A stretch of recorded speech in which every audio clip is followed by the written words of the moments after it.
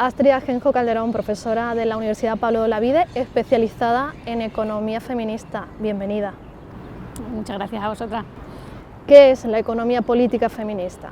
Bueno, la economía política feminista le ponemos ese apellido de política precisamente para diferenciar de la economía feminista como corriente de pensamiento amplia, y lo que estaría haciendo referencia es a tres rasgos fundamentales. En primer lugar, entender que la economía es algo mucho más amplio que lo que tiene que ver con los mercados o con los espacios monetizados, con el intercambio monetario, y lo que estamos pensando es una economía que pone en el centro las necesidades de las personas, cómo sale adelante la vida cotidiana y qué múltiples recursos se necesitan para salir adelante, ¿no? Entendiendo que los recursos mercantiles, lógicamente, ocupan un papel fundamental, pero también los recursos públicos, también los recursos sociales comunitarios y también el ámbito de lo doméstico, los recursos que hay en el hogar y en concreto todos los trabajos domésticos y de cuidados no remunerados, ¿no? Ese sería el primer rasgo fundamental, ampliar los límites de lo que se entiende por economía.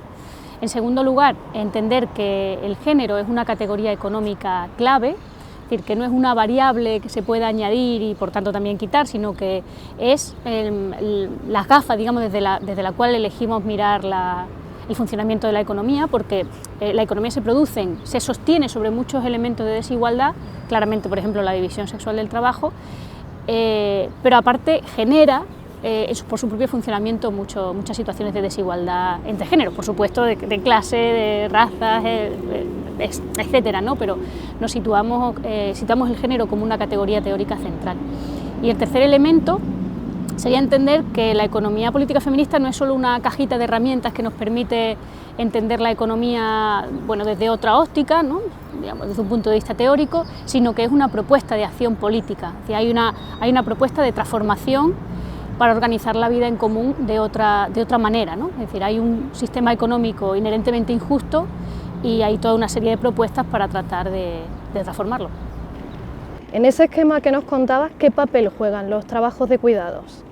Los trabajos de cuidados, bueno, habría que matizar, o sea, cuando hablamos de cuidados muchas veces podemos estar hablando de trabajos, podemos estar hablando de necesidades, pero desde esta óptica que yo te planteo, se entienden a su vez como un punto de vista estratégico central para entender si realmente este sistema económico cuida la vida, ¿no? Claro, cuando miramos a la economía desde esa óptica amplia que sitúa en el centro las necesidades de las personas, lógicamente tenemos necesidades fisiológicas, tenemos toda una serie de necesidades materiales que se satisfacen por la compra de bienes o servicios, pero necesitamos que nos cuiden. Porque además, desde esta óptica se constata una realidad de interdependencia, el hecho de que la vida siempre es vida en común, que la vida es vulnerable, que tenemos unos cuerpos que van cambiando, que se enferman y que hay que cuidarlos, ¿no? A lo largo de todo el ciclo vital. Tenemos múltiples dependencias a lo largo de nuestra vida y nos tenemos que cuidar. Por eso, los cuidados suponen un punto de vista central.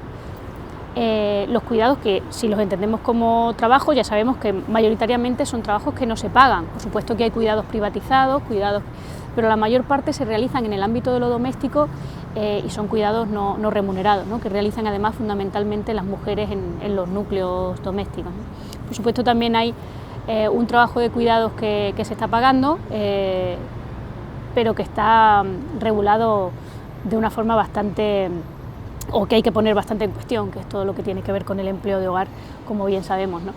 Entonces, para la economía feminista, entender cómo se organizan los cuidados, cómo es esa organización social del cuidado, tiene una importancia central.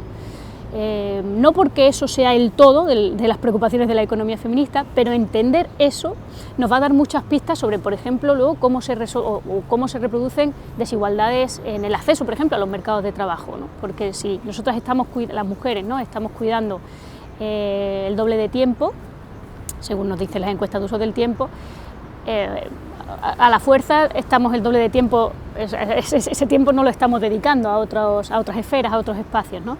Por ejemplo, a poder estar en los mercados de trabajo a tiempo completo, etcétera. Entonces, entender cómo se organiza el cuidado nos da muchas pistas para comprender esas otras desigualdades que se producen en los mercados de trabajo en relación a nuestro mayor empobrecimiento, mayor precariedad, decisiones, incluso los proyectos de vida, como puede ser la maternidad, etcétera, ¿no?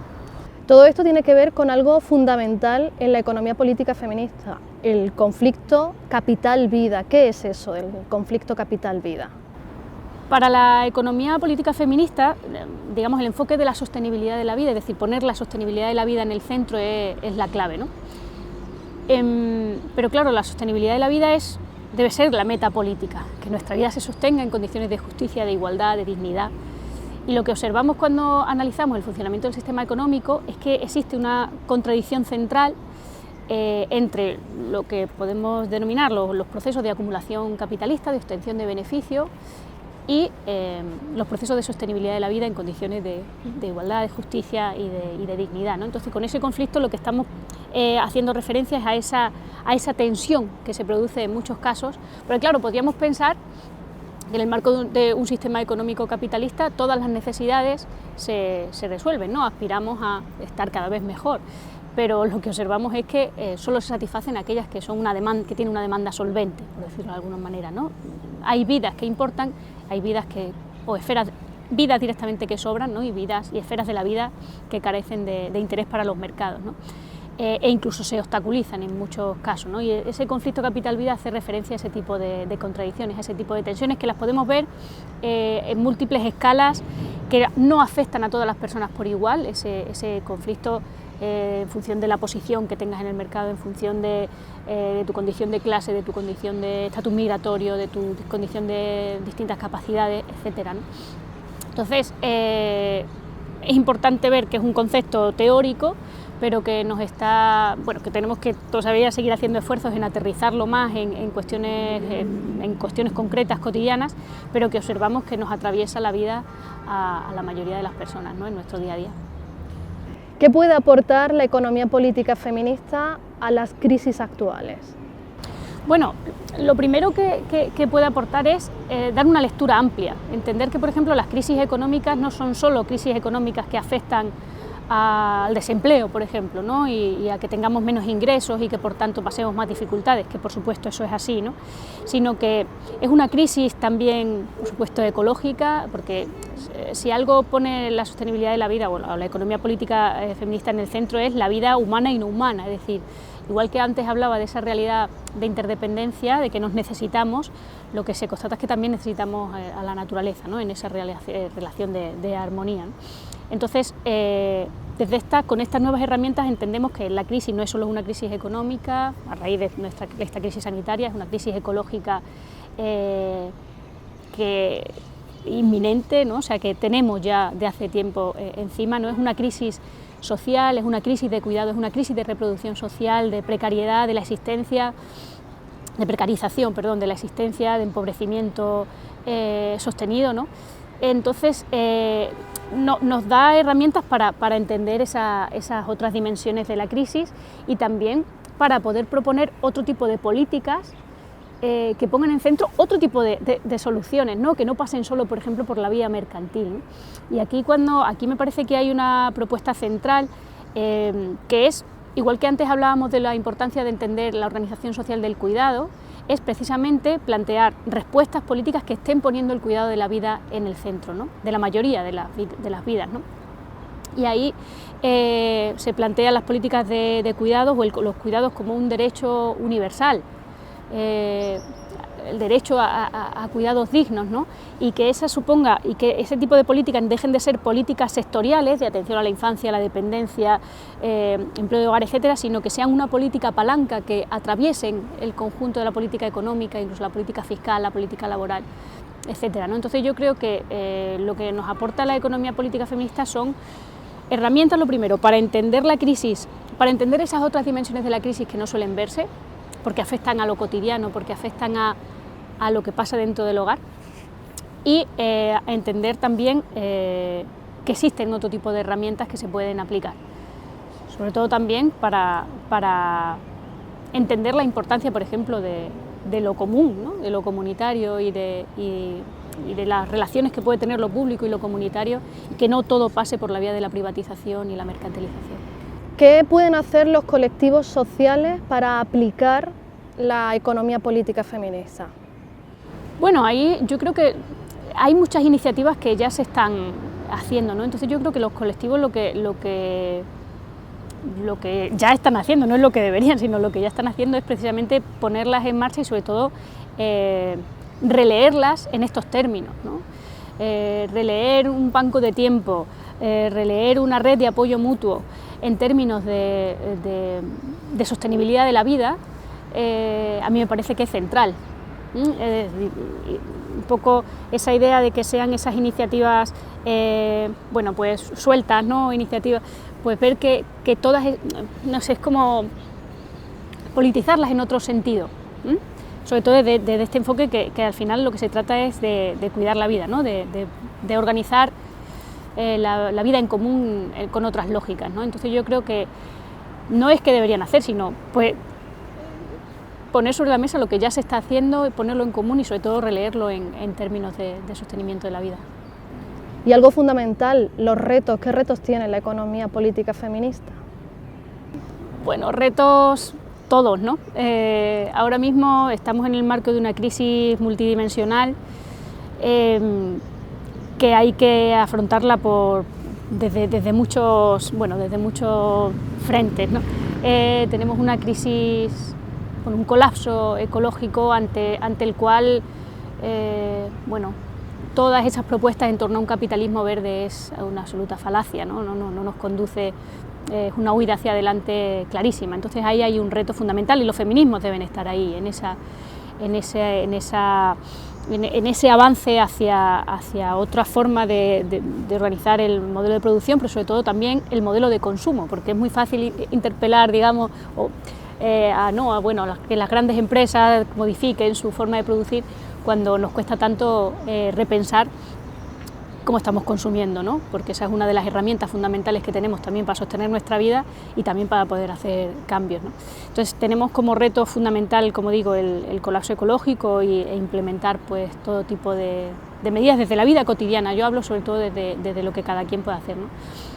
Tenemos como reto central también la crisis de reproducción social, ¿no? Esa precariedad vital, ¿no? Ese quiebre de horizontes, de expectativas, y ahí yo creo que la economía feminista tiene los feminismos en general son muy inspiradores en este sentido, ¿no? en cómo avanzar hacia esa politización de lo común. Primero esa politización de los malestares, ¿no? Ponerle palabras a esos malestares que son comunes, que no son problemas individuales. Nos hemos tragado mucho ese discurso del sálvese quien pueda, cuando realmente es un problema común que tiene que ver con cómo está organizada la vida. Entonces yo creo que ahí tenemos como reto lo primero ponerle palabras, ver que es un problema común, que es un problema social que nos atraviesa y que por tanto necesita respuestas a ese nivel, ¿no? No podemos seguir resolviéndonos un poco la vida pues haciendo malabares, por ejemplo en materia de conciliación, o haciendo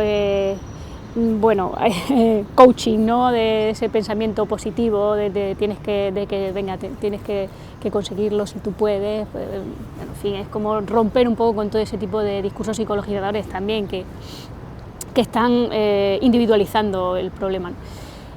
Por supuesto tenemos una crisis de cuidados que tenemos que tiene que estar ya sobre la mesa, ¿no? Porque cuando hablamos de crisis de los cuidados estamos haciendo referencia a que el modelo de organizar los cuidados tradicional se ha roto en nuestro contexto hace muchas décadas, ¿no? Ya no hay una persona plenamente disponible 24 horas al día, 7 días a la semana para satisfacer las necesidades de una familia, ¿no? O de un grupo doméstico, que sería seguramente la mujer de la familia, ¿no?